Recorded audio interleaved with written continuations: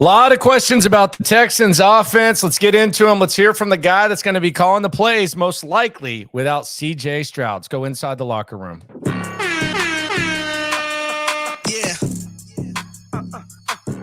Yeah.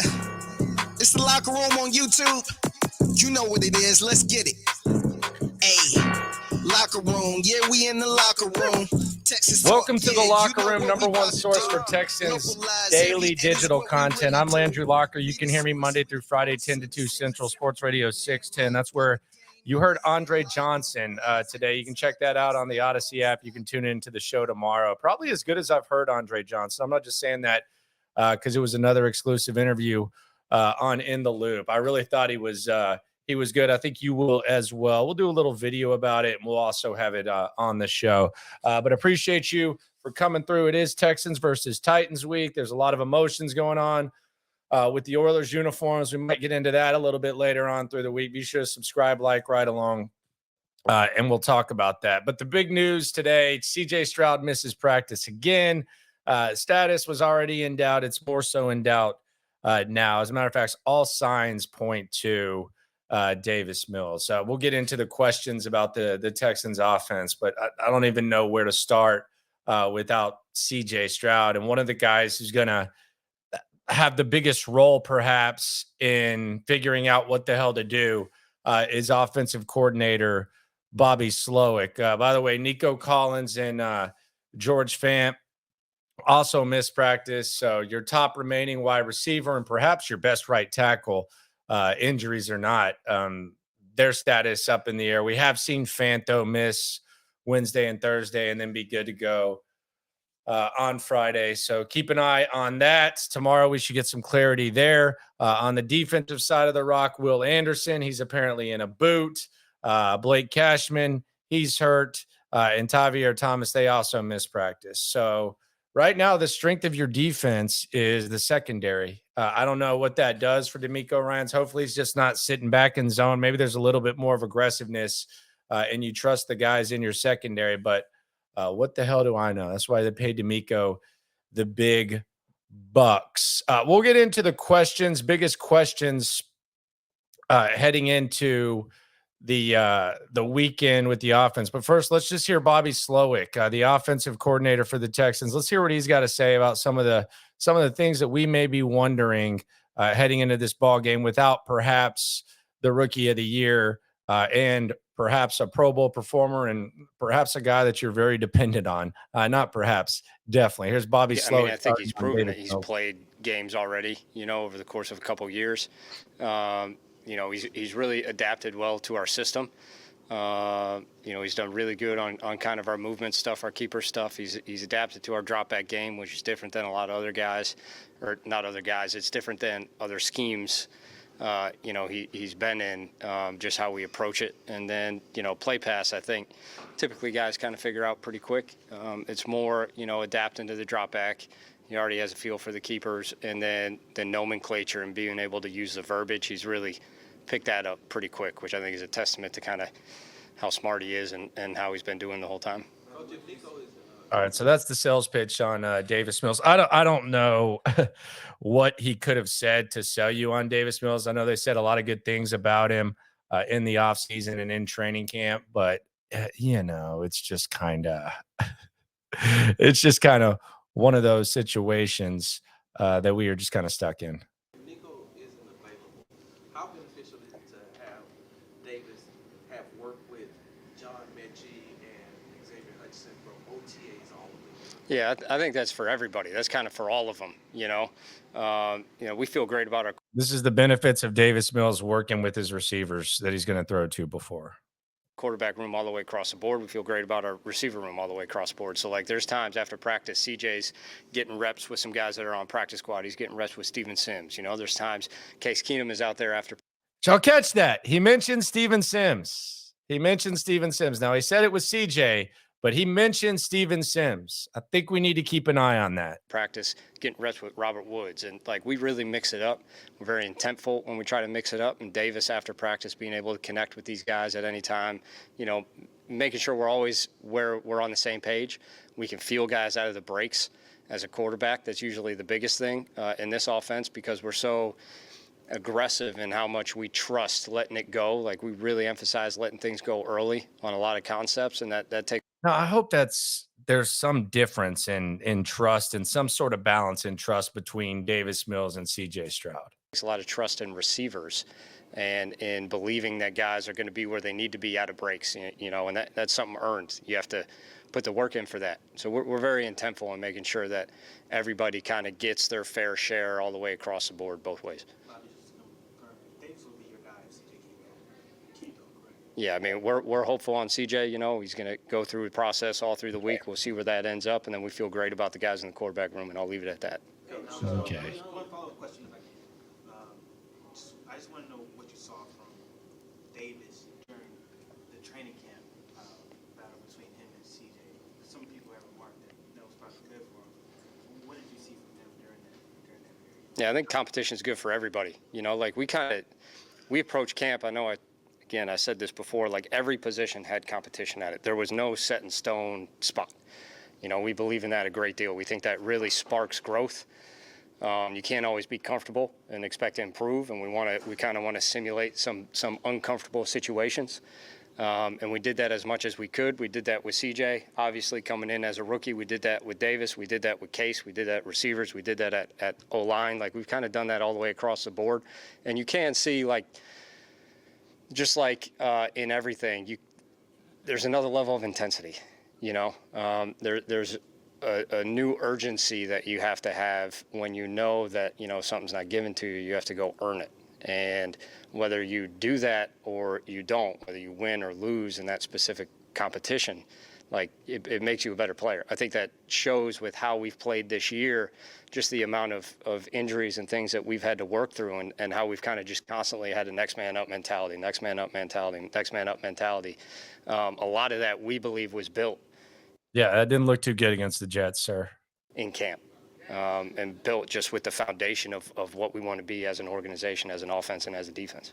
Coach, coming out of camp, Nick Caserio's part of his evaluation on John Mechie was that he looked like a guy that hadn't played football in 18 months.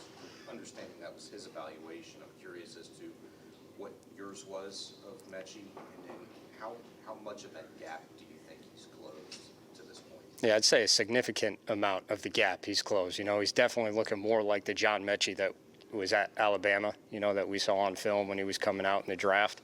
But it's football's not a sport you can just roll out of bed and just do.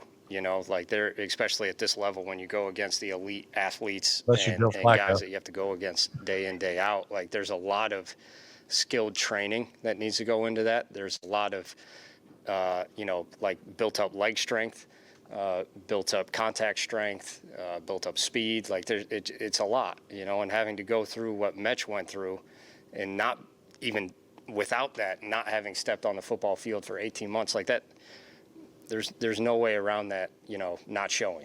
It's going to show a little bit. So the steps he's taken beyond just practice, the steps he's taken in the meeting room when he can, the steps he's taken post-practice on his own, making sure his body's just getting that much better, really every week over the course of the season. You can really see the growth. You can see, if you throw on tape from week 1 to right now, I would say they probably don't even look like the same player, and I think that's going to continue until he really gets back to, what I feel like he thinks he is from leaving Alabama. Question is, like, when does that happen? And I do wonder, and we'll talk about it a little bit later on. I've talked to Mechie himself. He's kind of ready to get past, the feel-good story. And the reality is, if this were last year's Texans, if this were the Texans from the year before, you put him out there for 85% of the snaps, you see how he can progress. But, right, I mean, there's serious playoff implications on this game on Sunday. And I even wonder, you heard him mention Steven Sims, Bachman's on the practice squad. Like, is at this point, and I mean, it seems like while he's saying that he's come a long way, he's still saying he's not there. Is Mechie a guy that you can rely on to make plays in this big game? I think it's a fair thing to ask while acknowledging everything he's been through. And as someone who's actually talked to him, and he said, yeah, it's time to be treated like, a potential contributor. I think it's fair to ask, like, could we see some Steven Sims? Could we see some Bachman? It'll be interesting to see if there's some of those, like, last second roster updates that make you raise the eyebrow a little bit there. Let's hear Bobby Slowik talking about Hutchinson, Xavier Hutchinson, and John Mechie. A couple more guys. Can I ask a follow-up? Yeah. It was a couple of weeks ago after Tank went down, you mentioned that the receiver core, you felt like everybody had really good to elite skill sets. And given their enhanced role the last couple of weeks with Xavier Hutchinson, John Mechie, curious as to your evaluation of those guys and what those special skill sets you see in them are. Yeah, I mean, I know I've hit on their skills before. Mechie's he's always been a really good football player. Like, I would say he doesn't have one thing he's like elite at. He's just really good at everything across the board. And then Hutch is a really big body that moves pretty fast and fights through contact really, really well. And they definitely have used those over the course of, their time to be out there and play. But I think there's some areas of their games, in both their games, and really everyone that's been out there, that last Sunday was just a good indicator. Like, we got to clean these up. We have to improve on these areas to ensure that, we can take advantage of your strengths, because we try as hard as we can, but eventually you have to have a counter, and both those guys are kind of working through that process. That takes time. That takes reps. That takes, real live bullets when you're out there, and how guys are playing you in man, and how you need to adjust and what you need to do a little different. And I think they're kind of building that callus, as I like to say, and kind of working through that. And just like they've been, I expect that to just keep improving. Hey, I know you might not go too far into this, but for you as a play caller, if you guys are not able to have CJ, does that affect the way how This question is, does not having CJ Stroud impact the way you call plays? that you might not or may see? Does it change the way you call Yeah, plays? 1,000%. You always want to call a game to your player strengths, and it starts with the quarterback. What do guys do well? I think we all can agree CJ throws the ball probably better than most people and humans we've ever seen. He threads needles all the time. That's a special trait he has. Davis has some other traits. I already mentioned some stuff he does on the move that I think it's really impressive. Case can own. He's been around a long time. He can own operation. He can own play calls. So, you always are going to make adjustments to whoever's out there. It's the same at any other really skilled position up front. We had different game plans when we had some different tackles in. We're always going to make sure that we're putting guys in positions to let them succeed. We're going to close with Cody and then Sarge. Bobby, you guys had some protection issues the past couple of weeks, some free runners to the quarterback on some key downs. What's kind of led to some of those issues protecting the quarterback the past few weeks? Yeah, we got to stop making mistakes. Simple as that. Can't keep busting. Easy enough. Sarge? Coach, going back to Sutton's game in the second half, The offense stalled on Sunday, Coach. Why was the offense stalling? Yeah, really the whole game for us came down to third down. I think we were like 1 for 12 on third down, 0 for 3 on fourth down. We came out, we were running the ball pretty well. I'd say it was a good first, second down. It was a good 50-50 split, which is kind of what we want to get to keep it balanced. But what we were running into was we weren't running for first downs. We were running for really, what you would consider efficient third down opportunities. Like we were somewhere between 3rd and 2 to 6 or 7 often. And I felt like we converted none of them except for the first or the second third down of the game, and that was multiple factors in that, but it all kind of boils down to that we didn't play good, and that starts with me. That starts with the play calls. That starts with coaching, that all the way across. But we just got to play better. And in particular, we have to stay on the field. When we got explosives and we didn't have to get to third down like the drive we scored on, then we were able to move it. But you're only going to hit for second down explosives so many times. We got to maximize our opportunities and make sure we stay out there. Thanks, Coach. Thank you. All right, there you go, Bobby Slowik. He's got his hands full, man. Now I do have a few questions before I get out of here. Be sure to subscribe, right along. Again, Andre Johnson exclusive interview. That video drop, and be on the lookout for the post game. We're back on the normal schedule after that New York jet lag. Good God, and was it ever jet lag? That was a mofo of a trip for the Texans. It was a mofo of a trip for yours truly. Question 1 about this offense: who makes plays? Who's going to make plays? Like if Nico Collins isn't out there, who's going to make plays? Can you rely on John Mechie? I doubt it.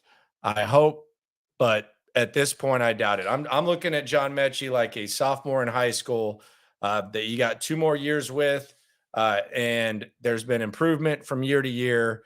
But as far as putting him on a field on a Sunday, as a guy who not even a second round pick, but a guy who's the number 5 wide receiver on your team, when you're 1 and 2 go down, can you count on him to do what you would need a number 5 wide receiver to do in order to step up? I have serious questions about that. I wonder if we see a Steven Sims. If you ask me who's going to make plays, I could see this being a random game of running back and tight end production. Davis Mills is good with tight ends for whatever reason, whether it's OJ Howard straight off of the streets, whether it's Jordan Akins from getting cut to coming right in the mix, whether it's Brevin Jordan his rookie year. For whatever reason, Farrell Brown, random ass tight ends, Davis Mills does well with. So I would look at that. Andrew Beck, I would keep an eye on that as well. And then the Devin Singletary, Damian Pierce thing, which brings me to question 2, can they run the ball? Right now, the Texans are averaging 96.6 yards per game, which is the 8th worst in the NFL, and they're averaging 3.7 yards per carry, which is the 4th worst in the NFL. Now, are they going to become overly dependent on it? Are they going to be more willing to do it? Are they going to be more creative because they don't have CJ Stroud saving all butts? That's something to keep an eye on. And it brings us to question 3. What is trust like with Mills? There's been times where maybe CJ Stroud has been trusted too much and maybe asked to do too much. It's worked out. It's paid off. Not even saying that that's the wrong thing to do, but whether it was against Cincinnati when it's 3rd and 3 and Devin Singletary has 150 yards and you decide to throw and nearly squander away the game, or against Jacksonville, 3rd and 1, 4th and 1, and you throw twice. What is the trust going to be like with Mills? Obviously, you can't trust him as much as you've trusted CJ Stroud. Is there the balance? And this is why Bobby Slowik gets paid the big bucks, and this is why Bobby Slowik is who he is. The balance of trusting Davis Mills and trusting CJ Stroud. Sometimes you don't trust him enough. Sometimes you trust him too much. One guy has more weapons to work with. This guy has that. That's a balance, and that's a chess match Bobby Slowik has to figure out. And jamokes like me sit here and question it and wonder what the hell's going on. I am not envious of the difficulty of Bobby Slowik's job, but I am intrigued, and I do think these are fair questions. Final one, how does Mechie fit into this thing? You heard Steven Sims mention. We've seen Steven Sims come in and make some plays randomly. I gotta wonder, are some of these guys on the practice squad, should they be getting looks with the other guys out?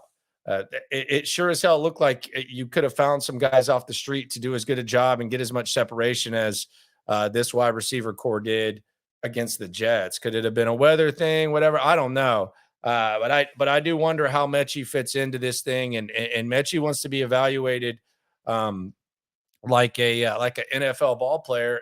We got to see how it goes. It doesn't mean that he's a bust career, no, but that there are logical questions that emerge when Mechie is expected to be your 2nd or 3rd most productive wide receiver versus being your 5th or 6th or whatever. And making a catch every once in a while, because make no mistake about it, when he makes the random catch with the full strength wide receivers, there seems to be some gravitation, there seems to be some excitement, but being able to do that and then being a guy that you would like to see, have 5 catches in a game or something like that, there's a fine line between it. It's a hell of a lot more difficult. Appreciate you for coming through. Be sure to subscribe, like, right along. It's one of the most fun weeks of the year. You get 2 of them each year for the Texans. Texans versus Titans, Texans versus Old Oilers. A lot of question marks in this one. A lot of doubt, a lot of optimism, a lot of stuff to look forward to. Always remember, no matter what the situation, when it comes to this Texan stuff, we're all in it together. Appreciate y'all for coming through. Can't stop, won't stop. Yeah, we top 2 and we not too plugged in daily digital on YouTube. We got taste for days, opinions to give, we got takeaways. to try your luck. Locker room, yeah, we in the locker room. Texas